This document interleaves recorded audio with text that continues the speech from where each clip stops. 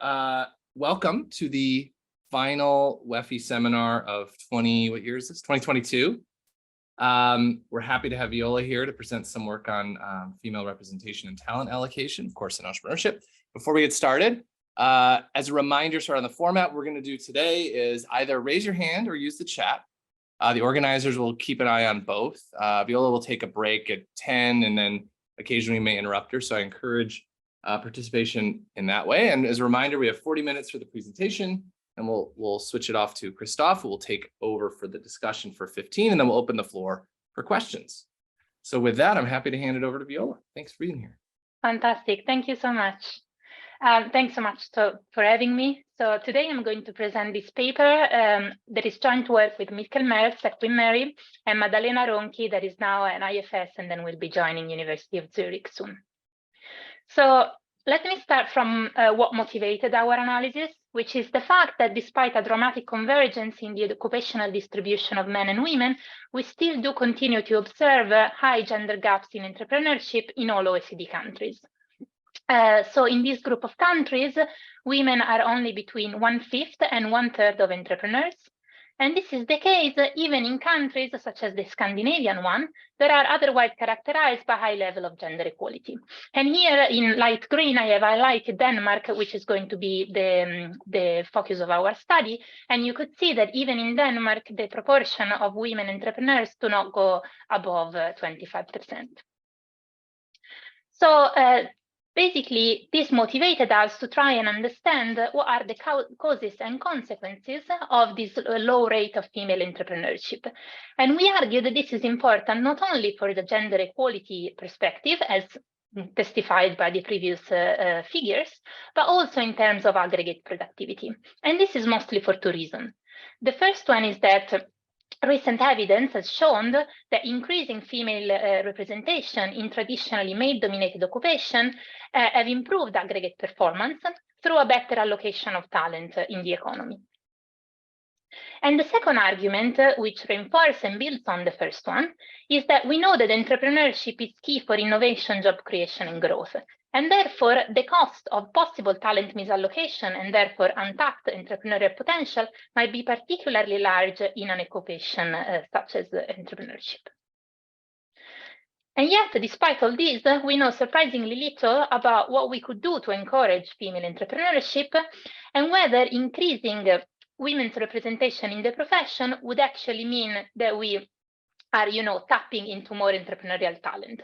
Indeed, it couldn't necessarily be like this, because it could also be that the allocation of women and men into entrepreneurship is efficient as it is if they would sort into occupation only according to talent, and preferences. So this paper has basically two objectives. The first one is that we want to understand whether early exposure to entrepreneurship encourages female entrepreneurship. Indeed, we know from previous papers that being exposed to people with entrepreneurial experience matter for the decision to start a business. However, what we want to understand is that whether we are missing some of these female entrepreneurs because of this low level of exposure. Indeed, we find that this is the case. So we find that women are less likely to self-select into settings where they are more likely to interact with entrepreneurs than men, and that this gender gap in exposure basically emerges at the end of compulsory schooling.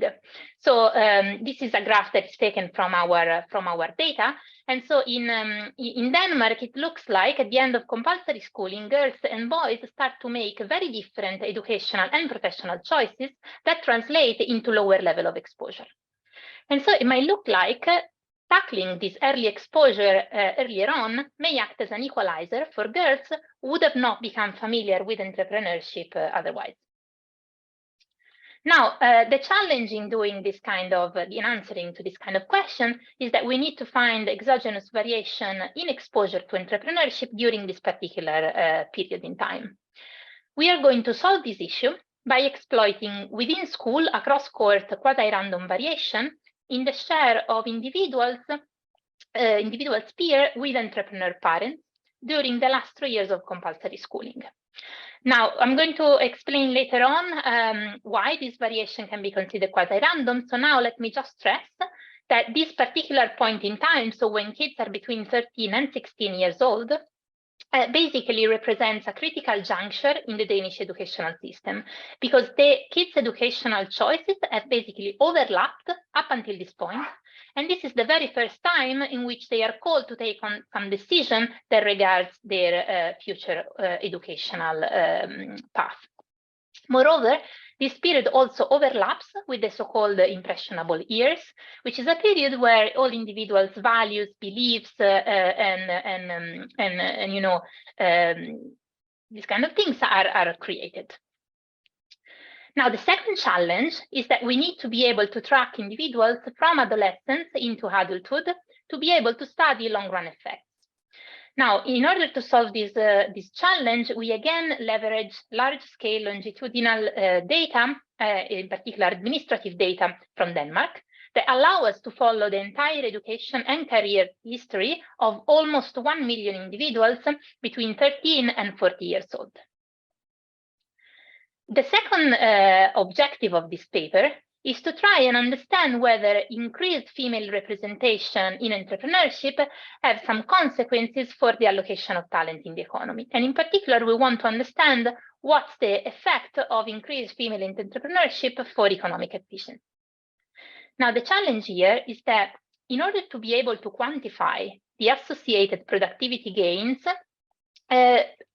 requires us to know, A, whether marginal women that enter entrepreneurship as a result of exposure are productive entrepreneurs, and second, what would have been their productivity had they not decided to enter the profession.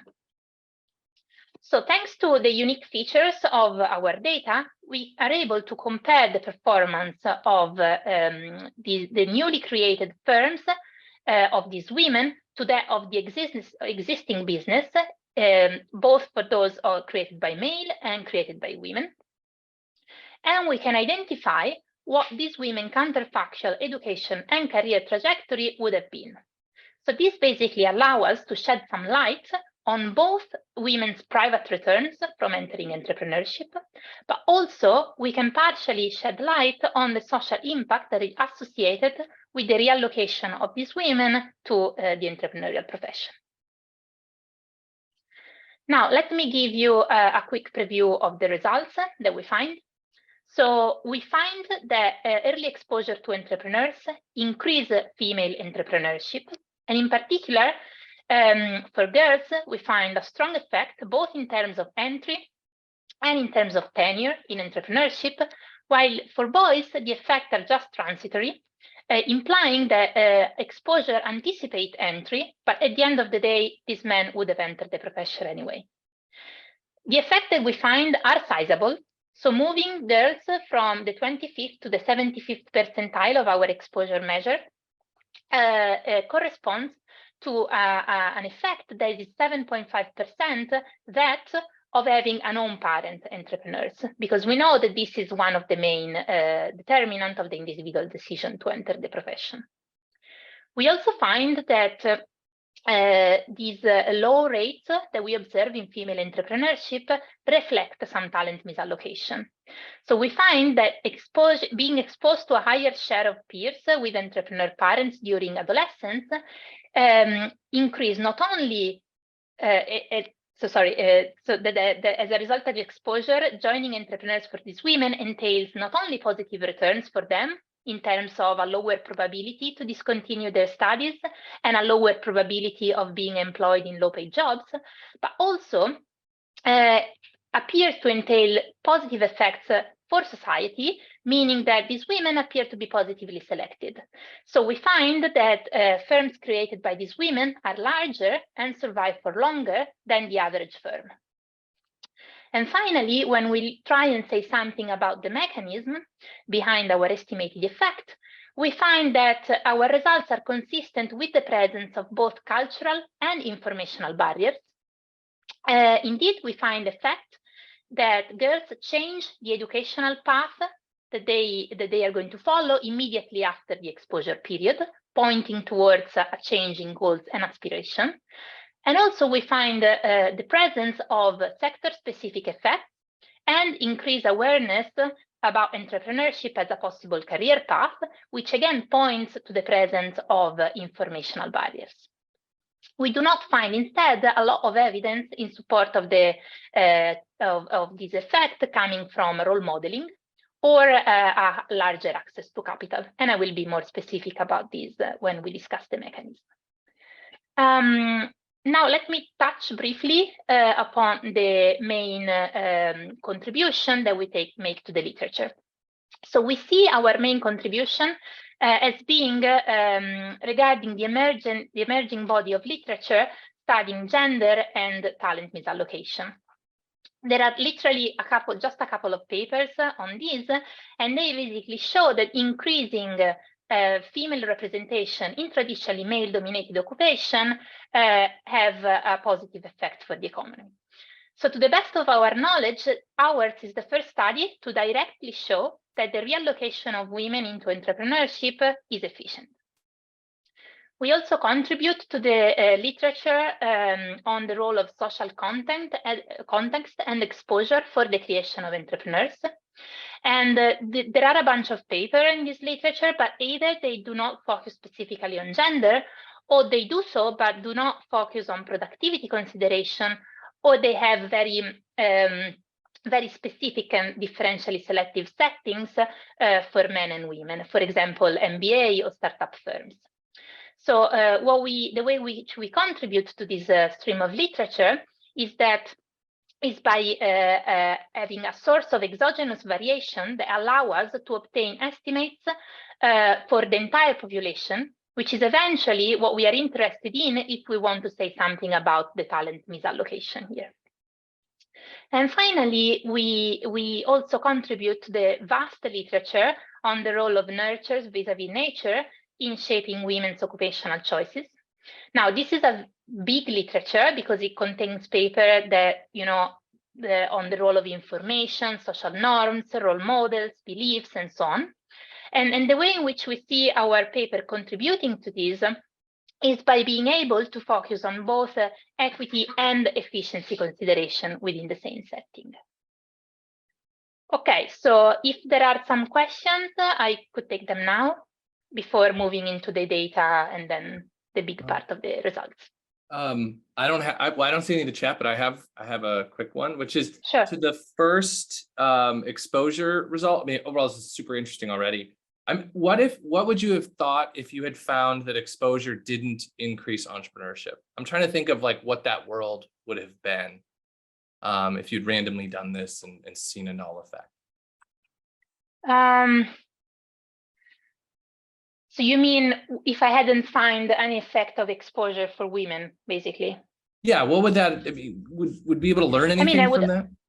I would have expected if there was no effect on exposure at that age, I would have interpreted this as sort of evidence that basically both boys and girls have the same amount of opportunity to learn about entrepreneurship later in life. Because what we know and what is clear from the empirical literature on this is that once we go into into adulthood and into specific environments where men and women differentially select, then we know that exposure to entrepreneurship matter, right? So we know this, for example, in the context of MBAs, of startups, and even in the workplace, in the standard workplace.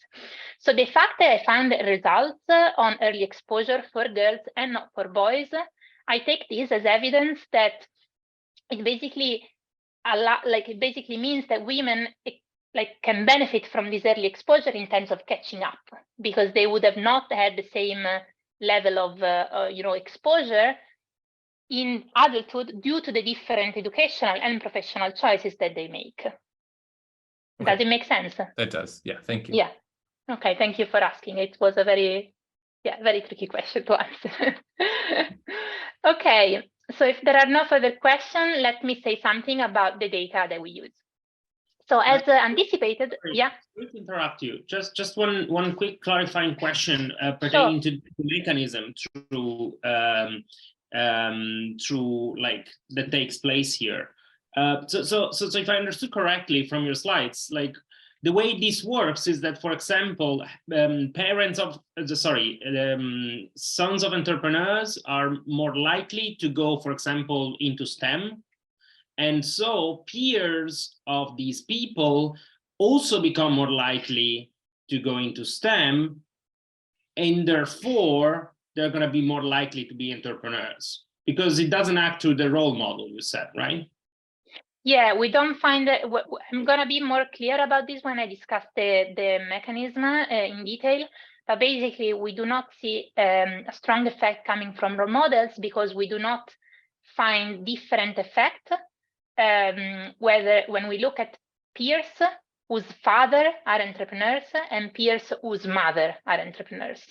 And so we don't see, for example, girls reacting, more strongly when their friend's mother is an entrepreneur relative to father.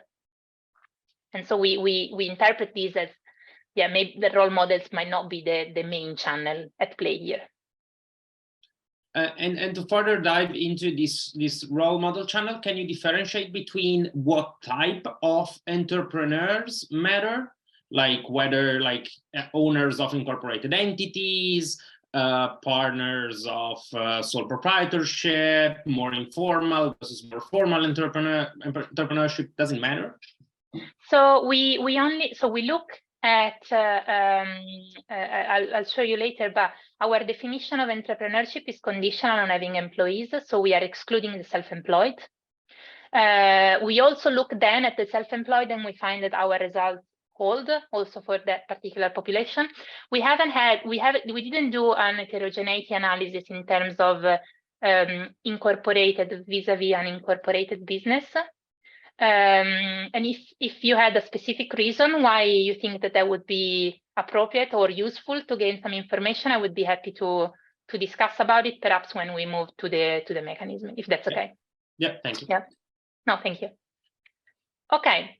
So in terms of data, as anticipated, we are using Danish administrative data on the entire population of individuals and firms between 1980 and 2017. Now, the amazing feature of this data, it allows the researcher to join through a specific individual identifier and film identifier several registers. So we are able to merge the school register, the family register, and the employment and firm register in order to have a complete picture of an individual's exposure and as well as occupational and educational path. We define as exposure period the last 3 years of compulsory school. So this is a key point in Denmark, because up until this point, boys and girls educational track have always been the same. So they enrolled in a primary school at 6 and they stayed there for 10 years. But then after this compulsory school, they have to choose which type of educational path to enroll in. And also, as I mentioned before, at this particular age, social learning appears to be highest due to the impressionable years period. So our sample of analysis is going to be all children that start grade 7 between 1980 and 1992, so that we are able to observe them up until at least age 35. And then let me spend a couple of moments here to explain you how we define entrepreneurship. So we build on the findings by Levine and Rubinstein, pointing that self-employed are not a good proxy of entrepreneurship. And so we condition our definition of entrepreneurship to have at least one employee. So this means that we are not considering the self-employed as entrepreneurs. And we define entrepreneurs as either the owners of unincorporated firms or the top managers of newly created incorporated firms, as it is standard practice to do in the Danish entrepreneurial literature. In terms of empirical strategy, as I already mentioned, we are going to measure exposure as the share of school peers with at least one entrepreneur parent. Now, of course, selection into school is not random, right? So in order to be able to obtain causal evidence, we are going to exploit within school variation in the share of peers with entrepreneur parents across different cohorts of students. So here the idea intuitively is basically this one. We are taking two students that are enrolled in the same school and so share the same environment, but they belong to different cohorts, so that one is exposed to a higher share of peer with entrepreneur parents than the other. And here the identifying assumption is that the composition of parental occupation within a school by cohort is quasi-random. In the paper, we provide plenty of evidence in favor of this assumption, but basically the intuition is that parents enroll their children into a school based on the average characteristics of that school, and not based on cohort-to-cohort variation in the occupational status of the parents. In terms of regression analysis, we run, so for each girls and boys attending school S in cohort C, we run the following regression, where our outcome is either going to be an indicator for ever being an entrepreneur or the number of years spent into the profession. Our main variable is the share of peers with at least one entrepreneur parent that is going to be computed as leave one out share, meaning that we are excluding individual I from the distribution when computing this share. We then control for own parent occupational status in order to avoid a mechanical correlation that would then arise with our main independent variable. And then in order to retrieve the causal effect mentioned earlier, we are going to control for a set of fixed effects, and in particular school fixed effect and municipality times cohort fixed effect. And we are going to cluster our standard error at the school level. Are there any questions on the empirical strategy? Then let me move on into the main results. So first of all, we find that early exposure increases both women's entry and tenure in entrepreneurship. So in these two graphs over here, each of these points is the coefficient of an age-specific regression. In the top panel, it's the effect of exposure on the probability of on the cumulative probability of starting a business up until that particular age. And in the bottom panel is instead the cumulative number of years spent into entrepreneurship up until the age.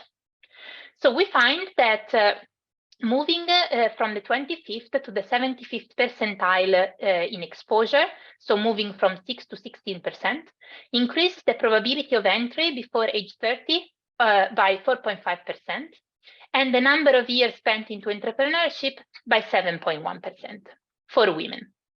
When we replicate the same analysis for men, we find that the effect appears late in the early 20s and then disappear immediately afterwards, suggesting that exposure for men works as a way of anticipating entry, but that this man would have probably entered entrepreneurship anyway. So basically, taking stock, we find that early exposure appears to be key for women who would have not become entrepreneurs otherwise. And in order to validate these results, we are going to distinguish between whether this exposure is coming from your female peers parent or your male peers parent. And here the idea is that if we interpret exposure to work in the way of frequent interactions between these entrepreneurs, then we might expect the effect for girls to be stronger when exposed to parents of their female friends. And the idea here is that, adolescents, we know from the psychological literature, to interact with same-sex peers more frequently, but also that boys and girls tend to have different type of friendship. So with girls-to-girls friendship being more centered about conversation and sharing, and boys-to-boys friendship being more likely to be concentrated around activities done together. So we basically replicate the same analysis we did before, but now we distinguish between whether exposure is coming from an individual's female peers parent or a male peers parent. And we find that our effect is entirely driven by women that are exposed to entrepreneurship through the parents of their female peers. So the effects here are sizable, both in terms of entry and in terms of tenure. So in terms of entry, we find that moving from the 25th to the 75th percentile in the share of female peers with entrepreneur parents increase the probability of entry into entrepreneurship before age 30 by 6.4%. And if I benchmark this effect against that of having your own parent entrepreneur, which we know is one of the biggest predictors of entrepreneurship, we find that this effect is 7.5% of that one. We conduct in the paper a series of robustness and validation checks that seems to support that the effect here is really coming through frequent interactions. So we find that results are stronger in smaller cohorts. They do not spill over across cohorts, so they are just for the cohort for your friends, basically. They are robust to including self-employment. They are robust to including some different, school time trends and excluding controls. And also they are robust even if we were to use a more stringent specification where we control for the total share of peers with entrepreneur parents and we just exploit variation in the gender mix of this set of peers. Okay, let me now move into the second part of the paper, which according to me is also the nicest one. So for now, we've shown that being exposed to entrepreneurship during adolescence is key for girls. And this is relevant for a gender equality perspective, right? So in this case, the policy implication is straightforward. Increasing early exposure is a way to increase female entrepreneurship.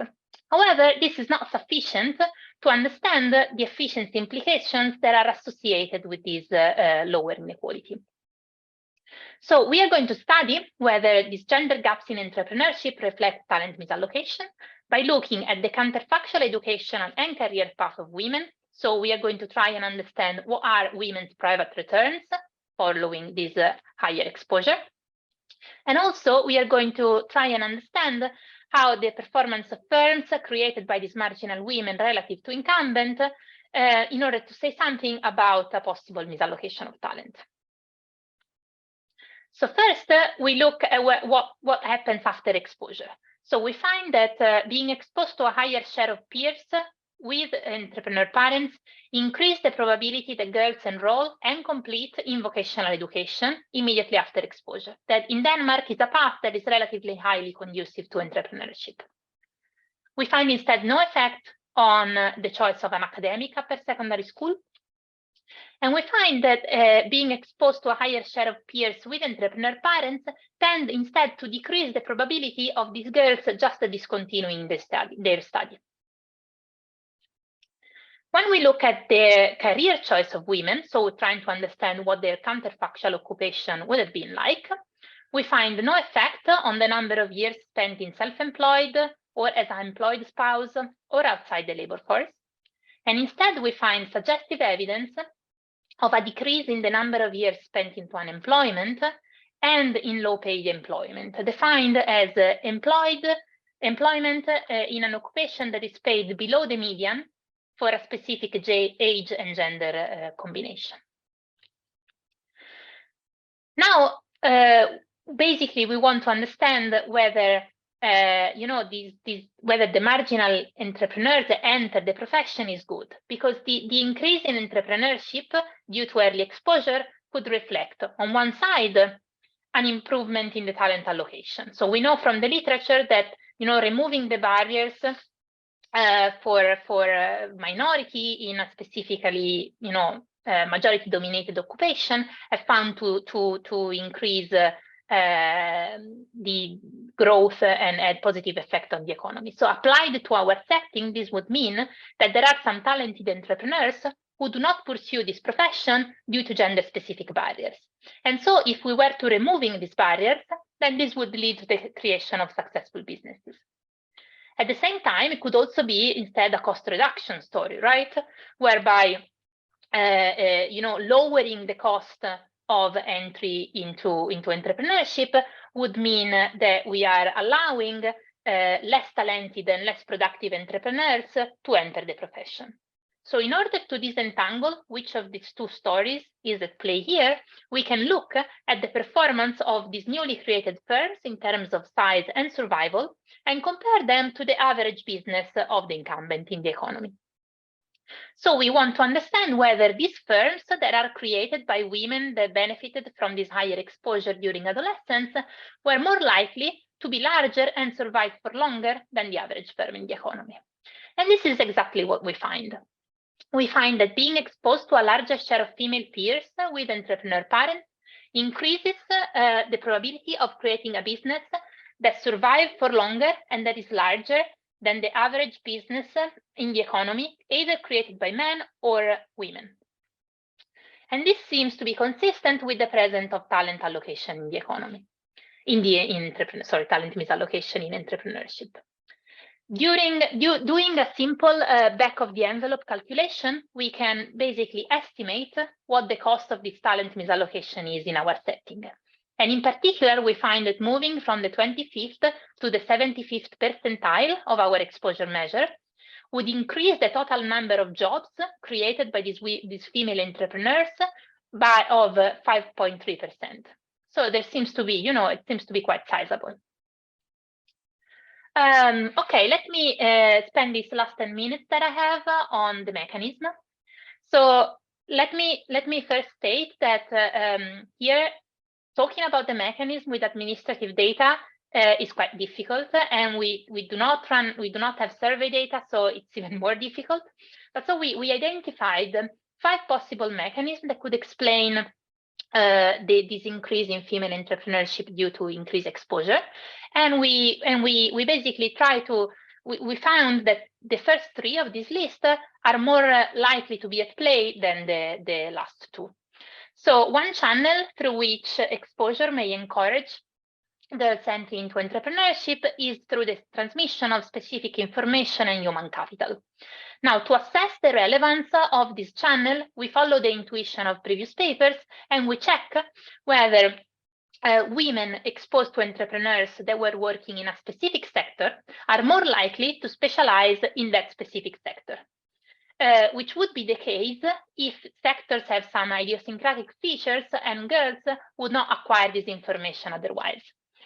In line with this channel, we find evidence of sector-specific effects, and especially so in male-dominated sectors, which makes sense because women barriers to enter this industry are likely to be particularly high.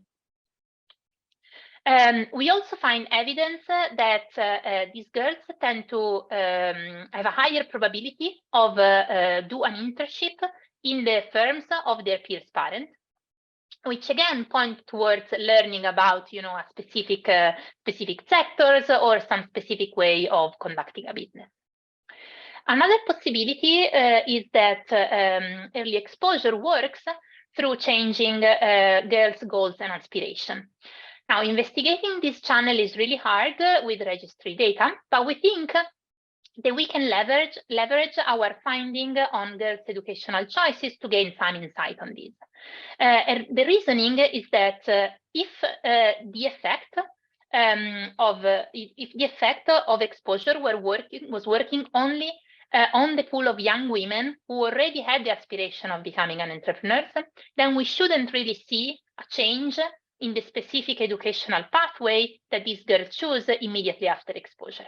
The fact that we observe that they are disproportionately more likely to self-select into vocational education instead seems to suggest that early exposure can also act through change in aspirations and goals.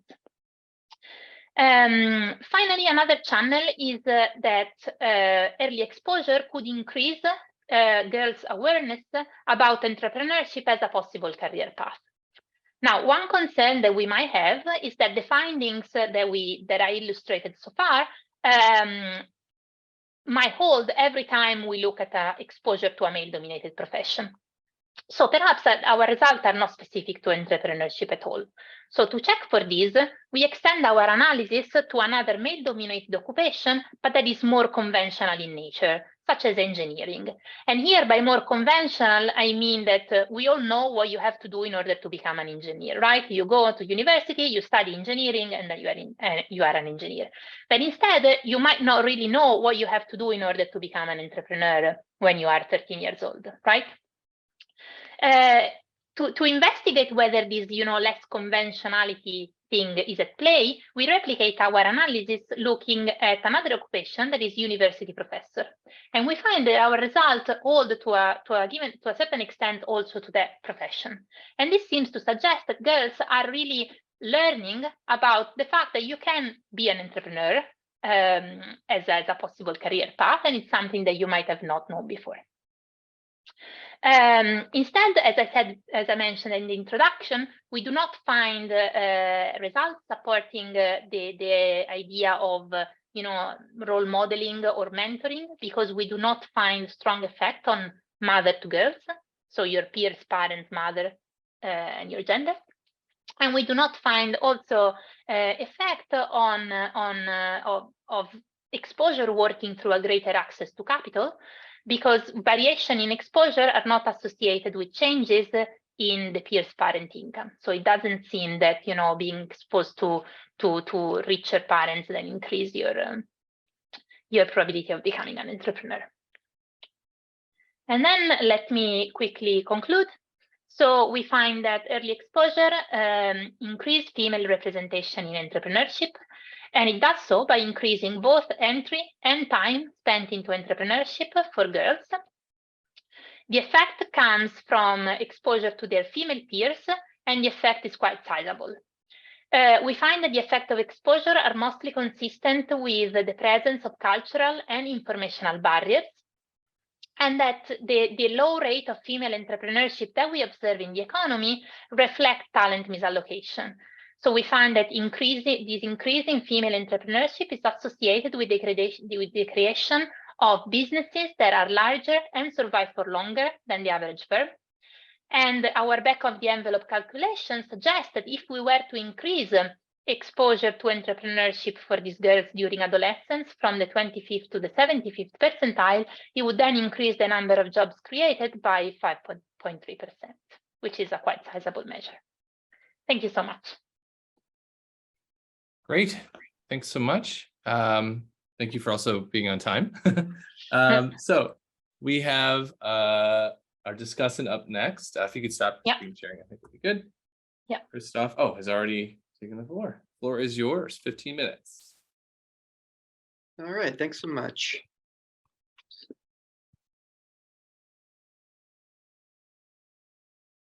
I literally had someone knock on the door. 1 second. In the meeting, right? I see you're welcome to say hi. Yeah. Sorry about that. That was my chair. All right. So can everyone see the slides? Yeah, looks good. All right. Thanks so much. Okay. So my name is Kristoph. I think I've met many of you. Anyone I haven't, I'm on the faculty at Indiana. And thanks so much for the opportunity to discuss this paper. It's definitely kind of an area I'm interested in. So there are first just a couple of facts. I assume everyone kind of here knows, a couple of results that we just went through, but I think they're really important to recognize. And so the first is women are less likely to become entrepreneurs. This is true in any data set you will probably ever look at, in any country you will ever look at, right? So the data that they find here essentially finds that like 5% on average, the sample ever become an entrepreneur, but it's actually only about 2.7% of women compared to 7% of men. So this is a big deal because if we assume there's no difference in entrepreneurial ability across genders, then we're really losing out on some high quality female entrepreneurship. It's also important because it kind of suggests one of the main drivers of entrepreneurial entry has to be gender specific. And then the second fact that I think is actually important to recognize, and this is a graph I've never seen before, is that women are less exposed to entrepreneurship, especially during adulthood. So I thought this is actually one of the more interesting graphs, in the paper on the left-hand side. And so we're actually looking at here is cumulative exposure to entrepreneurship. And we actually saw this just 10, 15 minutes ago. But what it actually is really interesting is that it shows there's a huge divide in exposure, right? Starting, around, 17, 18, when you kind of move to adulthood. And so this is actually really important because it kind of suggests one of the explanations of the gender gap in entrepreneurship may be exposure during adulthood. But the problem simultaneously is that if there's a lot of assorting in adulthood, right, you're interacting with people with similar interests and abilities, right, then it's going to be difficult to identify these effects. It also suggests then there's limited differences in exposure during adulthood, and so this might actually be a place where we can identify social interactions because there seems to be much less endogenous sorting. The paper then has kind of two important results. So the first, interactions with a classmate with entrepreneurial parents increase female entrepreneurship. Right? That seems pretty clear. So the left-hand side is a picture of the probability of ever becoming an entrepreneur among the female students. The right-hand side is for the male students. And so for the female students, you see kind of a rise up in the likelihood of entrepreneurship, but then that coefficient, it actually stays roughly constant. Now, this is actually what we see in most of this literature, right? If anytime you see an effect on entry to entrepreneurship, as far as I know, you generally see a permanent increase, right? So you actually see, right, an increase in the overall likelihood you ever become an entrepreneur. The men are actually really interesting. I've never seen this before, as far as I know, but you actually see an increase in likelihood the male students become an entrepreneur, but it's actually temporary. And so you actually see an increase, and then it actually comes back down to zero, so that by, you know, something like the age of like 33, 35, right here, right, we actually find no effect on the overall likelihood of becoming an entrepreneur, which is pretty interesting. They don't talk about this, but I think there's a few explanations for it, and so I think this is actually a pretty interesting finding. And then the fourth point, the second big result, is that this is largely explained by peers that are also female. And so if we really assume that you are sorting into groups based on, you know, similar interests and characteristics, right, you should actually find there's strong homophily, right? That female students interact with other female students, male students interact with more male students. And so that's actually essentially what you find here, that the effect of your peers is really amplified if when female students are interacting with other women. And so it's really kind of highlighting the social interaction effect. When you look at the men, you don't see nearly that size. And so that's kind of the overview of the paper. Now, I think it's first important to recognize this is a huge area, right? This is just kind of papers in the last like decade or so, right? Now, I'm definitely kind of extending how I'm defining peers and entrepreneurship here. Some of these are about your siblings, a few of these are about your parents, right? But, you know, a lot of these are really identifying peer effects.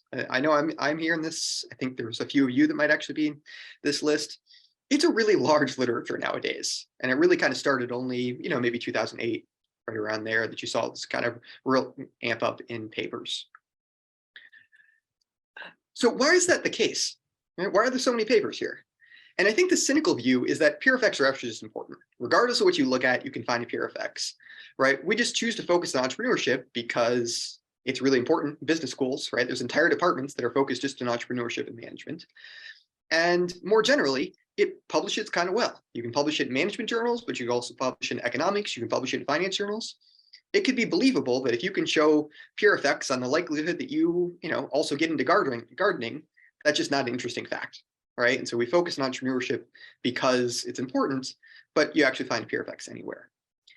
And I'm honestly not especially convinced by that. I actually think peer effects are much more important in entrepreneurship compared to many other outcomes. And so I've looked at this, the authors look at this as well. So here's one thing that I found actually with my co-author, Isaac, on this.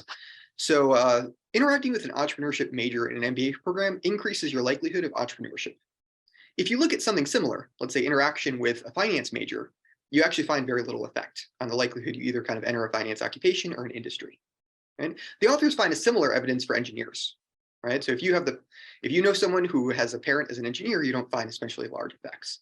So it does seem to be the case that entrepreneurship might actually be different from other types of occupations. And maybe that's actually why we focus on it, because this is actually where the results are. Now, I think this literature actually has kind of a limitation. Right? So economists studying peer effects in entrepreneurship really have two different options.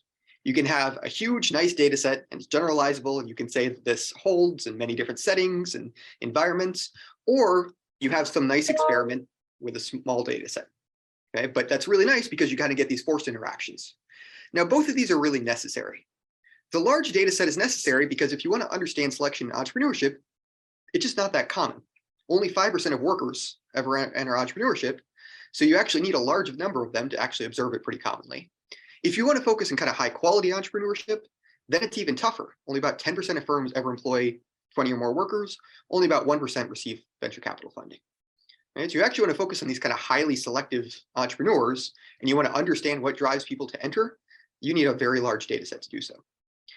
The forced interactions are also really important because peer effects are highly endogenous, right? Individuals sort into interactions based on their interests and abilities. And so what's really nice about this paper is it actually has both.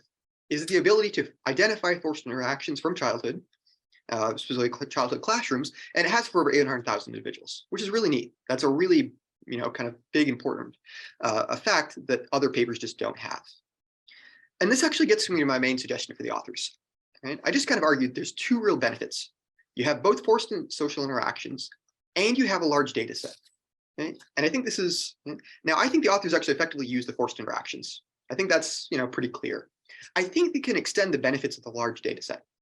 And in particular, I think what I would suggest is that they do more to evaluate the implications for entrepreneurial equality, because this has such big implications for theory in general. Now, I think the authors actually are aware of this contribution. I think that they actually wrote this in the paper, and I think it's actually really important, right? So by ruling out that the marginal woman entering entrepreneurship is less productive than the average man, our analysis is the first to directly show that women's underrepresentation of entrepreneurship reflects, at least in part, talent misallocation. We view this as a central, contribution of the paper, right? So they actually are aware of this kind of effect, but I think it's actually a little bit more important. And if I were the authors, I would put a little bit more emphasis here. Right? So this is what I would argue. I think the central question of entrepreneurship research is whether entry is driven by two things. Is it driven by ability or something else? Now, if it's entrepreneurial ability or quality, right, which is essentially kind of a Lucas 1978 model, then increasing the proportion of entrepreneurs in the economy through any type of shock will lower average quality. And that actually might have minimal implications on aggregate employment and innovation. Right? So maybe we get more entrepreneurs, they're just of lower quality than average because we already have sorting going on. If it's something else, and so like Hillstrom 79 argues it's risk aversion, then we can increase the proportion of entrepreneurs and maybe also increase aggregate employment and innovation by doing so. And that's a really important distinction. Now, it's tough to distinguish these theories because you actually need three different things. You need exogenous shocks to entrepreneurial entry, but check, I think the authors have that. You need a large sample of entrepreneurs to observe the full distribution of quality, but check, again, I think the authors have that. And then you need multiple measures of entrepreneurial quality. And I think here, again, I think the authors have this opportunity. So what do we actually know about the drivers of entrepreneurship? This is actually, again, something I've collected with Isaac. It's actually updates kind of a similar survey from Hurst and Ben Pugsley from 2011. But what we're really interested to understand is if you actually survey a large number of entrepreneurs or potential entrepreneurs, what do you find is the main driver of entrepreneurship? And if we argue that it should be quality, I think, right, the way that we kind of define quality in these surveys is something about unlimited income potential, they want to make a lot more money, right, something like that. And if you look actually at what drives their decision to become an entrepreneur, that's actually not a big effect. So unlimited income potential is this kind of, right, green bar here. The reason this doesn't add up to 100% is because I think they're able to choose like 3 to 5 options. But only about 15% of them actually say that unlimited income potential is actually a main reason that they became an entrepreneur. Why did people actually become entrepreneurs? Well, nowadays it's actually a lot from working from home. It's ability to be your own boss, it's flexibility, it's enjoyment, right? Those are actually kind of the main reasons. And so that suggests to me it's not something about quality, at least for the marginal person or the average person. Right? So here's what the authors currently find. So social interactions first lead to employer firms among the female students. And the way they show this is that they show that the share of female peers with parent entrepreneur increases firms that are above average in terms of size, above the median in terms of size, and above the 75th percentile in terms of size. And then they do the same thing for survival, and they find, not significant, highly significant effects always, but they find at the very least they seem to be slightly longer lasting, maybe equal. Now, I think this is useful, but I think there's 3 different changes that I would make here for the authors. So if you really want to analyze the effects of social interactions on the quality of entrepreneurship, I think the authors need to do 3 things. First, I really think they need to run regressions on the subset of individuals that enter entrepreneurship. If you look at these pictures, right, you're still including kind of the full distribution, right? You have 390,000 observations here, right? These are all the female students in the population.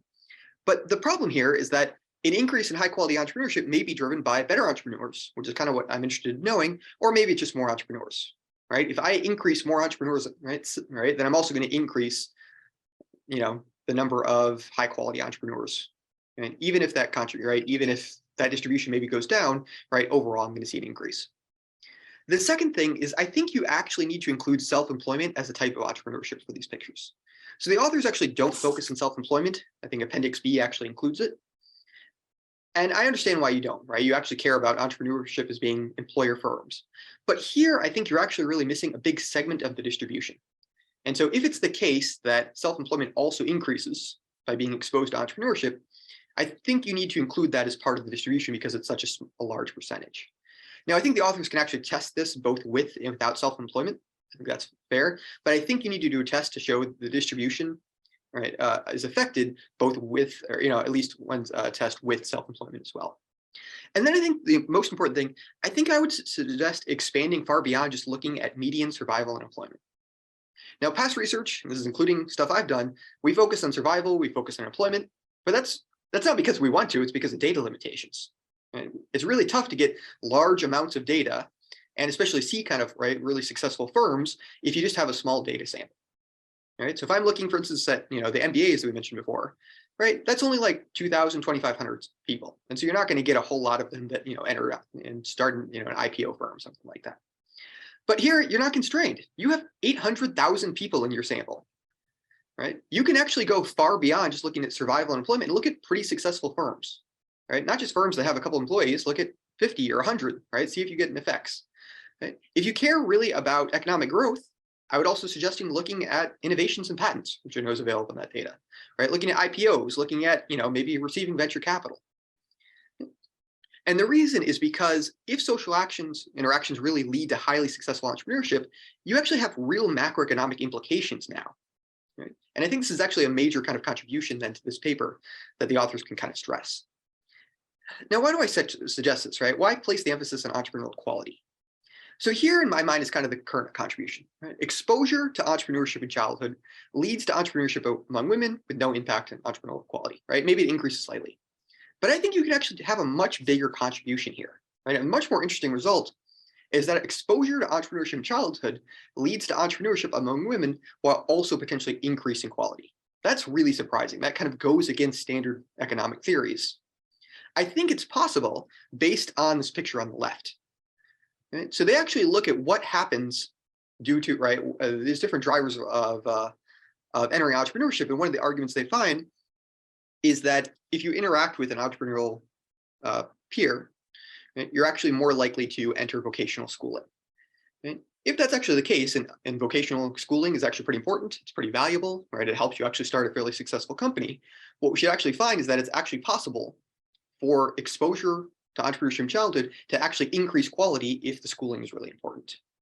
And I think this would actually kind of go along then and be supported then by my following suggestions. So if I were the writers, authors, I would actually kind of suggest going this route, right? Testing if you can actually show not just essentially no change or no substantial change in quality, actually show that you can get a positive increase in entrepreneurial quality, and I think you have a much bigger contribution. So with that, I can conclude. So thanks so much. Thanks to the authors. I really appreciate it. Thanks for the invitation to discuss. Best of luck with the end of the semester.